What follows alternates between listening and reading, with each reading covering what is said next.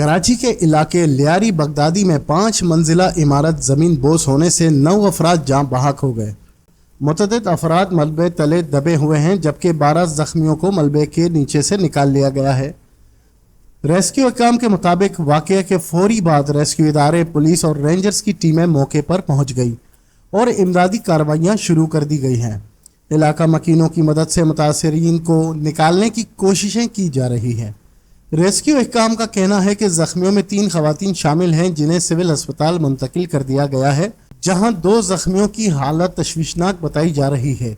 इमारत के मलबे तले 25 से 30 अफराद दबे हो सकते हैं, जिनमें बच्चे भी शामिल हैं।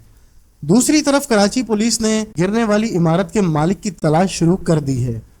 कराची के जिना अस्पताल और सिविल अस्पताल में भी इमरजेंसी नाफिज कर दी गई है। रेस्क्यू अहकाम का कहना है कि इमारत में 6 खानदान रहायश पजीर थे और मलबे तले दबे मजीद लोगों को निकालने की कोशिशें की जा रही है। कराची के इलाके लियारी बगदादी में 5 मंजिला इमारत ज़मीन बोस होने से 9 अफराद जाँ बहक हो गए। मुतअद्दिद अफराद मलबे तले दबे हुए हैं, जबकि 12 ज़ख्मियों को मलबे के नीचे से निकाल लिया गया है।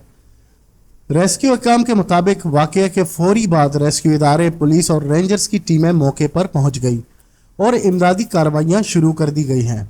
इलाका मकीनों की मदद से मुतासरीन को निकालने की कोशिशें की जा रही हैं। रेस्क्यू अहकाम का कहना है कि जख्मियों में 3 खवातीन शामिल हैं, जिन्हें सिविल अस्पताल मुंतकिल कर दिया गया है, जहां 2 जख्मियों की हालत तशवीशनाक बताई जा रही है। इमारत के मलबे तले 25 से 30 अफराद दबे हो सकते हैं, जिनमें बच्चे भी शामिल हैं। दूसरी तरफ कराची पुलिस ने गिरने वाली इमारत के मालिक की तलाश शुरू कर दी है। कराची के जिना अस्पताल और सिविल अस्पताल में भी इमरजेंसी नाफिज कर दी गई है। रेस्क्यू अहकाम का कहना है कि इमारत में 6 खानदान रहायश पजीर थे और मलबे तले दबे मजीद लोगों को निकालने की कोशिशें की जा रही है।